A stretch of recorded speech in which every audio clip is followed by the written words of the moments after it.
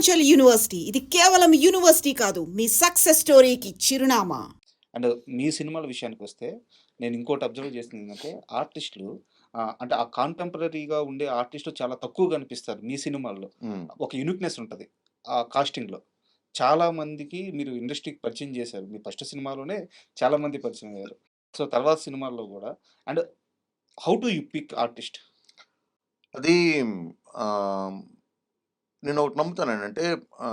Maybe ఇప్పుడు ఇందాక మీరు అడిగిన ప్రశ్నే అనుకుంటా. తమిళ్ తాలూకా ఇన్‌స్పిరేషన్ మీకుందా అనంటే, ఆ ఇన్‌ఫ్లూయెన్స్ ఉందేమో. అంటే తమిళ్, మలయాళం సినిమాలు వలన నాకు కొంత ఇన్‌ఫ్లూయెన్స్ ఉండొచ్చు. ఎందుకంటే చాలా రూటెడ్‌గా కనిపించే వ్యక్తులు కావాలి నాకు. అంటే ఆ రూటెడ్‌గా ఉండే వ్యక్తులు కావాలనుకున్నప్పుడు అలాంటి ఆర్టిస్టులు దొరికితే బావుంటదని అనుకోవడంతో నా ప్రాసెస్ మొదలవుద్ది. అందుకని నేను ప్రతి సినిమాకి కాస్టింగ్ కాల్‌కెళ్తాను. ఓకే. ప్రతి సినిమాకి.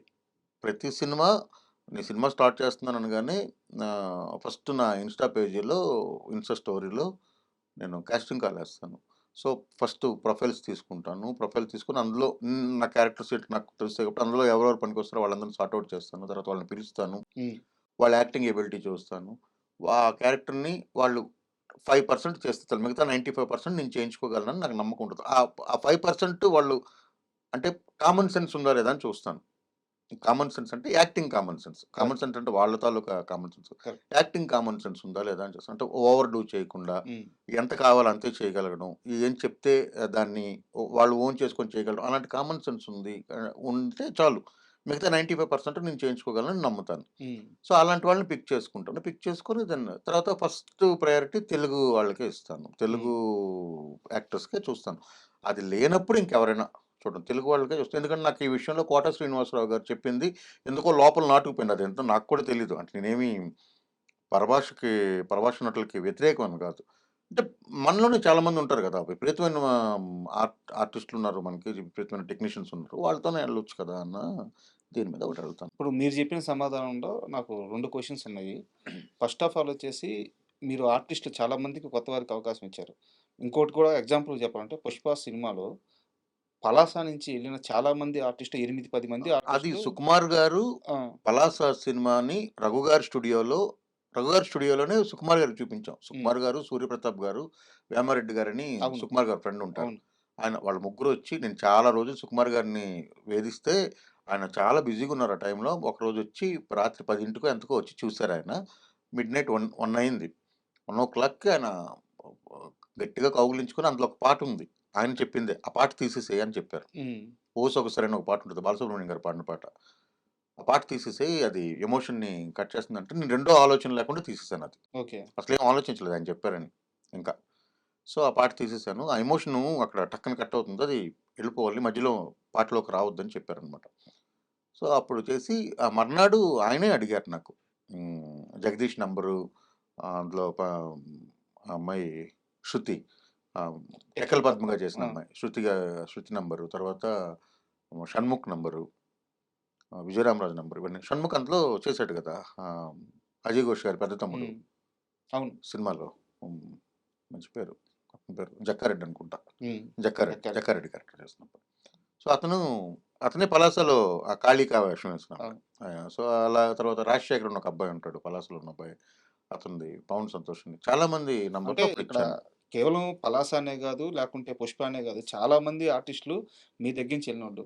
బట్ ఏ రోజు గూడా వాళ్ళు స్టార్స్ అయిన తర్వాత గూడా ఎక్కడ ఆహ్, 'కరుణ్ కుమార్' పేరు జెప్పింది లేదు. 'పలాస' గురించి మాట్లాడింది లేదు. తెలీదు మరి నాకు. అది ఇప్పటికి నాకు కూడా ఆశ్చర్యమే. అంటే రీసెంట్‌గా 'పోలాకి విజయ్' మాస్టర్ ఉన్నారు గదా! ఆ! నేనే మాస్టర్ చేశాను. 'నక్లీస్ గోల్డ్' స్పాట్ నేనే ఇచ్చాను అవును. ఆయనకి. రైట్.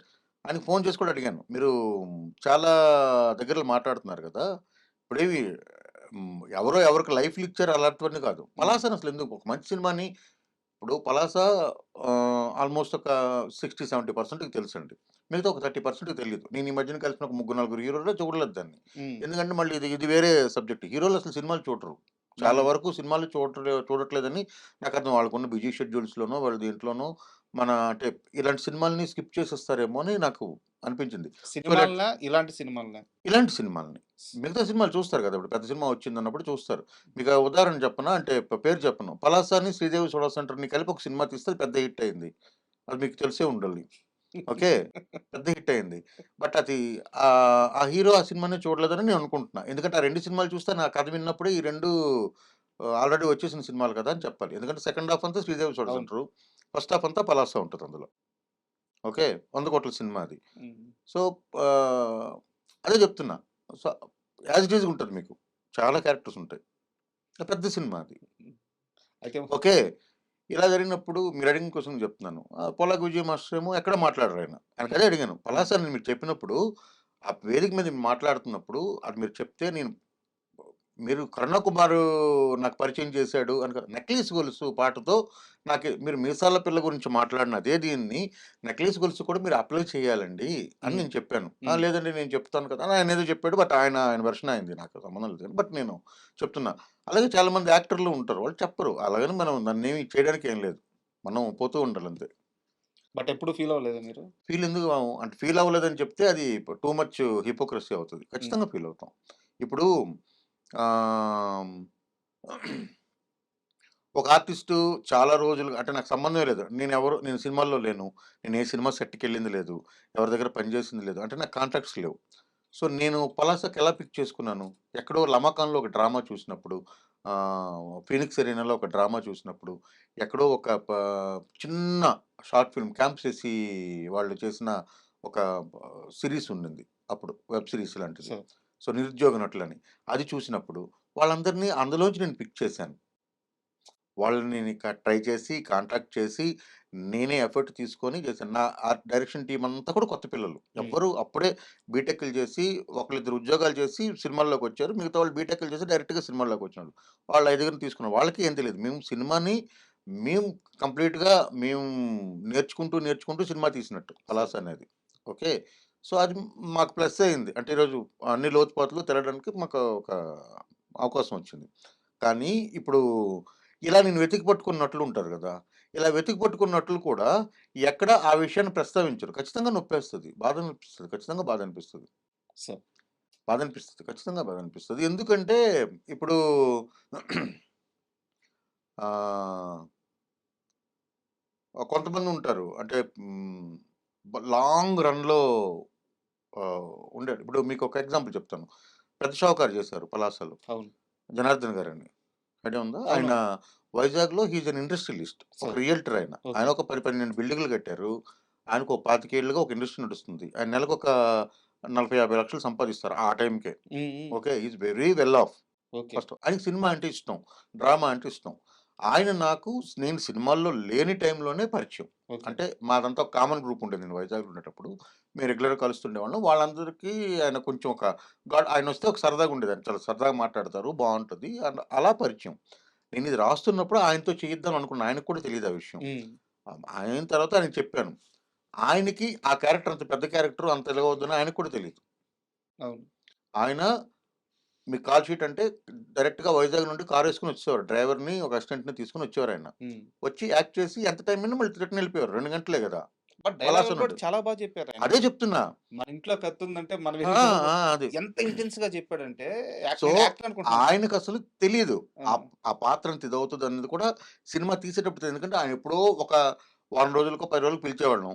ఆయన సీన్‌లయిపోయేవి. ఆయన ఎళ్ళిపోయేవారు. ఆయన వచ్చినప్పుడు మాకు రిటర్న్ అన్నీ తీసుకొచ్చేవారు. హ్మ్. అరటిపళ్ళని, ప్రొడక్షన్ అందరికి కలిపి చెక్కీలని ఇవన్నీ వైజాగ్ నుండి అన్నీ తీసుకొచ్చి అందరికి పంచి, అందరూ చేసుకోండబ్బా! అని చెప్పి కాసేపు ఇచ్చేసి ఎళ్ళిపోయేవారు.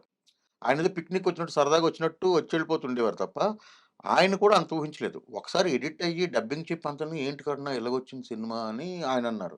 తర్వాత సినిమా వచ్చిన తర్వాత ఆయనిప్పుడు పలాస జనార్దన్ పేరు పెట్టుకున్నారు. అంటే ఇప్పుడు ఆయన దాదాపు ఒక 35 సినిమాల్లో అవును. నటించారు. ఇప్పుడు 'పెద్దిలో' యాక్ట్ చేస్తున్నారు. ఆహ్, ఆహ్, ఇంకో సినిమా ఉంది. చాలా పెద్ద సినిమాలు. పెద్ద సినిమాలన్నిట్లో ఉన్నారు. 'నాని' గారి సినిమాలో ఉన్నారు. హ్మ్. 'పారడైజ్‌లో' ఉన్నారు.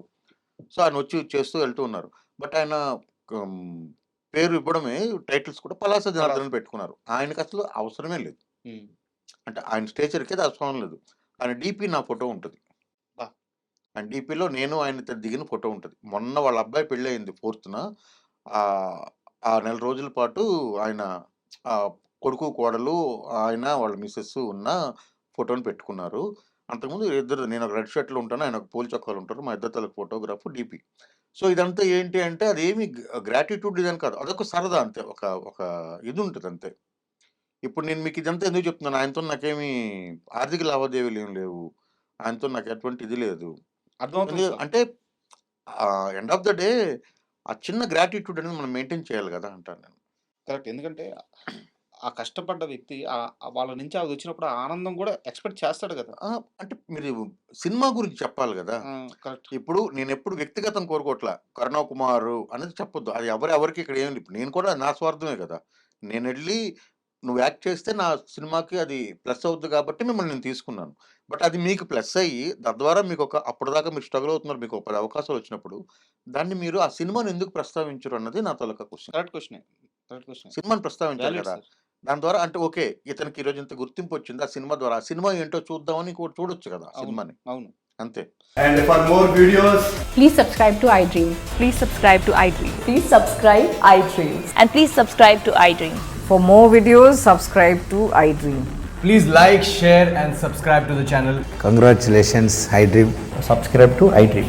Subscribe to iDream. So subscribe to iDream Media. iDream की iDream team अंदर की huge congratulations. Please subscribe iDream Media. Please subscribe to iDream. Subscribe iDream. Please subscribe to iDream. iDream అంటే నా కళల ఛానల్ సబ్స్క్రైబ్ చేసుకున్న నోరు తిరుగుతలేదు. మీరైతే గంట గుర్తు కొట్టండి. For more such videos, please subscribe to iDream. Subscribe to iDream. Please subscribe to iDream. Please subscribe iDream Media. Please do subscribe to iDream. Please subscribe to iDream Media. For best entertainment and information, please subscribe iDream. And don't forget to subscribe to iDream.